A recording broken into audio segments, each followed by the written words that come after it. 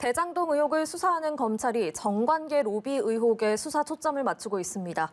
화천대유로부터 거액을 받았거나 받기로 약속했다는 이른바 50억 클럽의 의혹 인사들을 연이틀 불러 고강도 조사를 벌였는데요. 그 밖에 사건 사고 소식 두 분과 짚어보겠습니다. 손수호 변호사, 오창석 시사평론가와 함께합니다. 어서 오세요. 네, 50억 클럽 인물이죠. 곽상도 전 의원과 권순일 전 대법관이 지난 주말에 검찰 조사를 받았습니다. 각각 17시간, 12시간 이렇게 긴 시간 동안 조사를 받았는데 검찰이 어떤 부분 집중적으로 들여다봤을까요? 네, 일단은 이 두 사람이 어떻게 해서 화천대유와 연을 맺게 됐고 그로부터 돈을 어떻게 받았는지, 대가성은 없었는지에 대해서 집중적으로 파고들었을 것 같습니다. 먼저 네. 곽상도 전 의원 같은 경우는 아들이 퇴직금으로 받았었던 이 50억, 굉장히 수상한 금액이다라고 모든 국민들이 이해하실 텐데요. 네. 그렇기 때문에 그 이전에 곽상도 전 의원의 아들인 곽병채 씨의 사무실, 주거지를 압수수색했고 곽 의원의 주거지도 역시나 압수수색을 했습니다. 그리고 이 이후에 그 곽 의원이 어떤 상황을 펼쳐나가고 있었는지에 대해서도 좀 조사를 했을 텐데 결과적으로는 이 50억이라는 것이 과연 합리적인 금액인 것인가, 그리고 그 이전에 아들이 입사하는 과정에서는 합리적인 과정이 있었는가, 이 부분에 대해서 아마 꼼꼼히 따져 묻고 있을 겁니다. 분명히 지금 50억이라는 숫자에 가려져서 그렇지 곽상도 전 의원의 아들과 이 화천대유라는 회사가 과연 전공한 과와 관련되어 있는 것인가, 이 부분에 대해서도 사실은 연결고리가 약하거든요. 그렇기 때문에 이 부분에 대해서 다시 검찰이 의심을 한다면은 곽상도 전 의원과 화천대유 측에서 이미 말이 끝났고, 말을 맞춘 것이 끝났고, 아들을 입사시키고 난 후에 적정 시간이 지나면 퇴직해서 페이백을 받겠다, 뭐 이런 식으로 이제 로비 자금을 받겠다, 이런 식으로 이제 의심을 하고 있는 것이거든요. 네. 그렇기 때문에 이 부분에 있어서 흔히 말하는 정확한 증거가 있는지에 대해서 조금 더 살펴봤을 것 같고요. 권순일 전 대법관 역시나 마찬가지입니다. 2020년 9월 퇴임을 했고 2개월 후에 곧바로 화천대유 고문으로 등록이 됐는데요. 월 1,500만 원의 고문료, 자문료를 받았습니다. 네. 그런데 이게 대가성이 있는 것인지 없는지, 이 부분은 곽상도 전 의원과는 좀 다른 부분인데요. 이 권순일 전 대법관 같은 경우는 이재명 지사, 당시 경기도지사 재임 시절에 무죄 확정 판결을 내렸었던 주심 대법관이었습니다. 그러니까 한쪽에서는 또 의심하는 것이 이것이 대가성이 있다. 그러니까 이재명 당시 지사에게 무죄를 판결해주고 그 판결해주는 대가로 돈을 지급한 것이 아니냐라는 의심을 가지고 있습니다. 네. 그렇기 때문에 이 부분에 대해서 양쪽을 다 나누어서 화천대유와 어떤 관계가 있는지에 대해서 조사를 한 것으로 보입니다. 네, 알겠습니다. 또 지난주 금요일에는요, 검찰이 박영수 전 특별검사와 머니투데이 홍모 회장을 조사했습니다. 이 조사 내용은 손수호 변호사께서 짚어주실까요? 사실 조금 전에 오창석 평론가가 이야기한 그 네. 곽상도 전 의원보다도 수사가 좀 더 힘들 것으로 보여요. 왜냐하면 이미 곽상도 전 의원은 그 자택과 사무실 압수수색까지 했거든요. 또 영장을 청구해서 받았다는 얘기입니다. 그런데 이 박영수 전 특별검사 또 이제 홍모 회장의 네. 경우에는 또 그렇진 않아요. 따라서 이런 차이점들이 있고 또 박영수 전 특별검사는 이렇게 말을 하는 거죠. 인척이 100억 원을 김만배 씨로부터 받았지만 그거는 나와는 관련이 없다라는 주장을 하고 있어요. 그렇기 때문에 검찰 입장에서는 박영수 전 특별검사의 어떤 불법적인 네. 내용을 확인하기 위해서는 뭔가 좀 더 구체적인 자료를 통해서 추궁을 해야 되는데 네. 과연 그러한 일들이 지금까지 진행이 되었을지 좀 약간 좀 궁금하고요.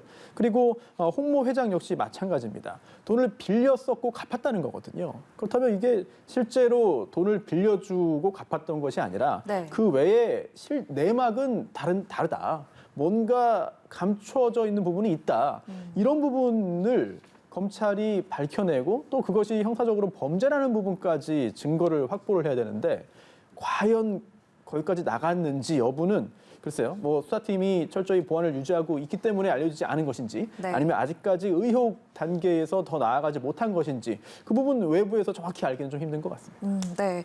또 주목해야 할게요. 이렇게 50억 클럽 인사 중에 6명 중에 4명이 주말 동안 소환 조사를 받았지만 이들이 모두 비공개로 출석을 했다는 겁니다. 언론 노출이 안 됐거든요. 그래서 일각에서는 검찰이 이거 편의를 봐준 거 아니냐 이런 지적도 나오고 있는데 검찰에서는 원래 소환 조사는 비공개로 하는 게 원칙이다 이런 입장이고요. 원래 사실이 그렇습니까? 편의를 봐준 거라는 말 자체가 뭐 아주 틀린 건 아니겠죠. 네, 하지만 원칙대로 하자면 이 조사를 국민들에게 알려주고 할 의무는 없어요. 이거는 수사 중에 이루어지는 조사와 이 재판 좀 나누어서 봐야 됩니다. 이 재판은요, 헌법에 규정되어 있습니다. 네. 재판의 심리와 판결은 공개한다고 되어 있어요. 따라서 그 재판은 공개 재판 원칙이 적용되기 때문에 언제 누가 재판 받는지는 다 공개가 됩니다. 네. 그리고 또 방청하고 싶으면 가서 방청할 수 있습니다. 네. 물론 안전관리라든지 또는 그 공간의 제한 때문에 제한이 있는 경우도 있지만 그거 역시 법령에 따라서 하는 거거든요. 반면 수사는 공개하지 않아요. 뭐 수사 내용 자체를 뭐 공개하는 것도 아니고요. 그리고 또 누가 언제 수사받으러 온다, 불렀다라고 하는 것도 공개하면 안 되는 것입니다. 왜냐하면 설령 나중에 기소가 되고 유죄 판결을 받는다 하더라도 지금 단계에서는 재판도 가지 않은 거거든요. 재판받는 단계에서도 무죄 추정의 원칙이 적용되는데 수사 단계에서 수사받는 사실 자체 또 언제 조사받는다는 사실이 알려져서 언론에 그 출석 장면 등이 보도가 되면 네. 그 자체로도 여러 가지 피해를 입기 때문에 조사 사실을 뭐 공개할 의무는 없는 것이죠. 다만 그동안 관행적으로 네. 중요한 경우에는 또 이런 그 공고 절차를 거쳐서 네. 공개하기도 하고 또 그에 따른 취재가 이루어지기도 했습니다만 네. 그게 모든 사건에 반드시 적용되어야 한다고 보기는 좀 어렵죠. 그러면은 어쨌든 편의를 봐줬다고 할 수 있는 건가요? 그러니까 그 차이가 뭔가요? 그러면 왜냐하면 이 부분도 굉장히 관심이 많이 집중돼 있는 부분이잖아요. 그렇죠. 이걸 편의를 네. 봐줬다고 표현하기보다는 정확히 말하면 원칙대로 원칙대로 한 거다. 진행했다라고 보는 게 맞지 않을까 싶습니다. 네, 알겠습니다. 그런 의견 주셨고요. 이 중에 곽상도 전 의원에 대해서는 검찰이 구속영장 청구도 검토하고 있다는데요. 그러면 혐의는 알선수재 혐의가 될까요? 어떻게 전망하십니까? 네, 일단 알선수재라는 뜻이 이제 금품을 받고 다른 사람의 직무에 관해서 잘 처리해 주도록 알선한 죄라고 볼 수가 있는데 네. 이 부분에 대해서 화천대유가 대장동 개발을 하면서 처음에 화천대유가 원래 원했었던 하나은행 컨소시엄이라는 것이 있는데 이게 한번 깨질 뻔한 위기가 있었습니다. 네.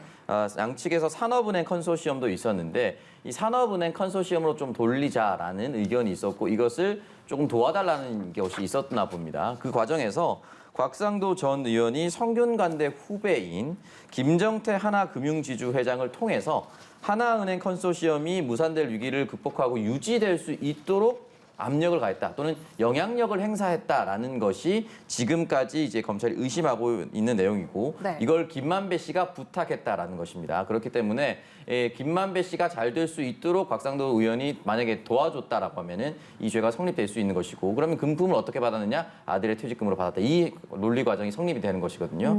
그렇기 때문에 이 부분에 대해서 실제로 하나은행 컨소시엄에 압력을 행사했고 네. 그리고 김정태 지주회장이라는 이름도 등장했기 때문에 회장이 직접 나서서 뭐 서류를 꾸미거나 문서를 만들지는 않았을 겁니다. 그렇다면 이 핵심 인물이 있어야 될 텐데 그 사람도 실제로 조사를 받고 있거든요. 네. 그렇기 때문에 이 과정에서 무언가가 드러난다고 했을 경우에는 알선수재죄가 적용이 될 수밖에 없는 상황인 것이고 앞서 변호사님께서도 말씀해 주셨지만 저는 박영수 특검이 어떻게 되느냐에 따라서 이 부분에 대해서 크게 실타래가 풀릴 것이다. 왜냐하면 나머지 사람들은 하나씩 연결되어 있는 경우가 많은데 네. 박영수 특검 같은 경우는 처음부터 끝까지 다 연결이 되어 있습니다. 예를 들어서 부산저축은행에서 1,155억 원의 부실 대출이 있었고 이를 통해 조모 씨가 10억 3천만 원을 수수받았습니다.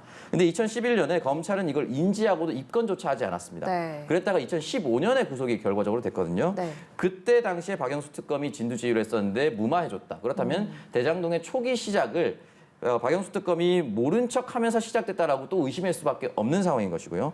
그 과정에서 이모 씨로부터 이제 돈을 받았다는 부분이 친인척인 것이고, 그리고 결과적으로 박영수 특검의 딸도 화천대유에서 근무하고 시세보다 낮게 아파트를 분양받았다는 것입니다. 네. 처음과 중간 끝까지 모두 박영수라는 이름이 계속해서 등장하게 됐거든요. 네. 그렇기 때문에 만약에 박영수 특검이 무죄로 풀려난다, 또 무혐의로 풀려난다라고 했을 경우에는 네. 나머지 사람 역시나 엮기 참 쉽지 않은 구조다라고 볼 수가 있습니다. 네, 알선수재와 이 수뢰죄 관련해서 조금만 좀 네. 말씀을 드리면 좀 어렵긴 합니다만 한 글자 차이거든요. 알선수뢰가 있고 알선수재가 있어요. 그러게요, 예. 그런데 이게 법적으로는 상당히 큰 차이, 결과적으로는 큰 차이를 보이게 됩니다. 그동안 여러 유명한 사건들에서도 이 둘 중에 어디로 가야 되느냐에 따라서 논란이 좀 있었거든요. 왜냐하면 법정형 차이가 크기 때문이에요. 즉 알선수뢰로 인정이 되면은 엄한 처벌이 가능하고요. 반면 알선수재의 경우에는 상대적으로 가볍게 넘어갈 수가 있습니다. 네. 그러면 그 둘의 차이가 뭐냐? 핵심적으로 이 알선수뢰 그의 경우에는 이 직위를 이용해야 돼요. 그래서 알선한 다음에 그 직무를 그 알선 직무를 수행하는 그 공무원에게 직간접적으로 어떤 연관 관계가 있어서 영향력을 뭐 법률상 영향력이든 아니면 사실상이든 이런 것을 미칠 수 있는 경우에는 엄하게 처벌할 수 있고요. 다만 그렇지 못할 그 부분을 밝혀내지 못하면 알선수재로 간다는 얘기인데 이미 곽상도 전 의원 관련해서 압수수색 영장 발부받을 때 알선수재로 갔거든요. 네. 그렇다면 뭔가 새로운 증거를 확보해서 알선수뢰로 엄하게 처벌할 수 있는 쪽으로 갈 수 있느냐. 네. 현재로서는 그렇게 가능성 높아 보이지 않아요. 그래서 즉 알선수재로 간다는 얘기는 상대적으로 좀 가벼운 처벌 쪽으로 흘러간다. 이렇게 보는 것이 맞을 것 같습니다. 네, 알겠습니다. 이렇게 전망까지 해주셨고요. 저희가 주제를 돌려서 윤창호법 얘기를 해볼까 하는데요. 윤창호법이 헌재에서 일부 조항 위헌 결정을 받았잖아요. 윤창호법 관련해서 또 검찰이 수사하고 있는 사건도 있을 테고 또 재판 중인 사건도 있을 텐데 그 사건들이 어떻게 될지 궁금하거든요. 일단 이 윤창호법이라는 법은 이제 이른바 윤창호법인 거지 윤창호법이 따로 있는 건 아니거든요. 네. 따라서 각 법에서 조금 다 바꾼 것들을 묶어서 윤창호법이라고 하는 건데 그 중에 하나가 이 도로교통법에 있는 2회 이상 이렇게 음주운전한 경우 또는 음주 측정 거부한 경우에 일괄적으로 가중처벌하는 규정을 새로 만들었습니다. 네. 이번에 헌법재판소에서 위헌이라고 판단한 부분은 바로 그 부분만이거든요. 네네. 따라서 기존에 있었던 음주 운전으로 처벌하는 그 혈중 알코올 농도의 수위를 낮춘 것은 여전히 유효하게 남아 있어요. 네, 그리고 그 외의 부분들도 여전히 남아 있는 것인데 다만 2번 이상 음주운전한 경우에 엄하게 처벌하는 이 규정 자체가 위헌 결정에서 사라졌습니다. 효력을 상실해 버렸거든요. 네. 뭐 유예 기간 없이 헌법 불합치 결정이 아니기 때문에 바로 즉각 효력을 상실했습니다. 따라서 현재 수사 중인 사건에는 적용할 수가 없습니다. 따라서 일반적인 규정, 기존에 있었던 규정에 따라서 적용할 수는 있어요. 네. 경찰도 그런 얘기를 하고 있고요. 또 재판 진행 중인 사건 역시 마찬가지인데요. 다만 그렇다 하더라도 구체적으로 수사기관, 특히 검사에서 구형을 어떻게 할 것인지 또한 판결을 선고할 때 형량을 어떻게 할 것인지는 구체적인 사정을 감안해야 되는 것이거든요. 네. 따라서 실제 재판에서 형량이 어떻게 될지 여부는 조금 더 지켜봐야겠습니다만 어쨌든 무조건 2회 이상이면은 엄하게 가중처벌하는 규정 자체, 그 규정은 사라졌다라고 보는 게 맞습니다. 네, 그 변호사님이 또 말씀을 해주셨지만 가중처벌이 위헌이라는 거지 또 음주운전 자체는 처벌을 여전히 받게 되잖아요. 그러면 형량에 어느 정도 그 변화가 있을지 좀 궁금하거든요. 어떻게 예상하십니까? 네, 지금 이제 윤창호법과 관련해서 어떻게 되어 있었냐면은 2년 네. 이상 5년 이하의 징역, 그리고 1,000만 원 이상 2천만 원 이하의 벌금. 그 전에 있었던 음주운전법보다 훨씬 더 강하게 처벌하겠다라는 것이 이제 윤창호법의 취지였고 혈중 알코올 농도도 훨씬 더 내렸습니다. 그러니까 네. 조금만 더 술에 취하더라도 훨씬 더 가중 처벌하겠다라는 것인데 헌재에서는 이걸 책임과 형벌 간의 비례 원칙을 위반했다라고 하면서 예시를 만약에 10년 이상 동안 예전에 10년 전에 음주운전했다가 10년 이상 하지 않다가 10년이 훌쩍 넘은 시간에 또 음주운전을 만약에 했는데 이걸 가중처벌한다. 2번 이상이라고 해서 가중처벌한 것은 너무 위험하다. 과도하다라고 얘기를 남겼거든요. 네. 근데 이거는 사실은 윤창호법 취지와 헌재가 충돌하는 부분은 제가 법률적으로는 잘 모르겠지만 국민의 감정상 음주운전은 단 한 번이라도 일어나서는 안 된다라는 취지였거든요. 그렇기 때문에 이 법안이 통과될 때 여야 합의는 굉장히 쉬웠고 국민의 동의도 굉장히 높았습니다. 네. 따라서 이 말을 헌재가 이렇게 한다는 것은 법률적 취지로는 저는 이해를 하겠지만 네. 반대로 설명하면은 10년 전 때문에 가중처벌을 받지 않는다라는 것은 1년에 10번에도 가중처벌을 받지 않는다는 것과 해석이 똑같을 수도 있습니다.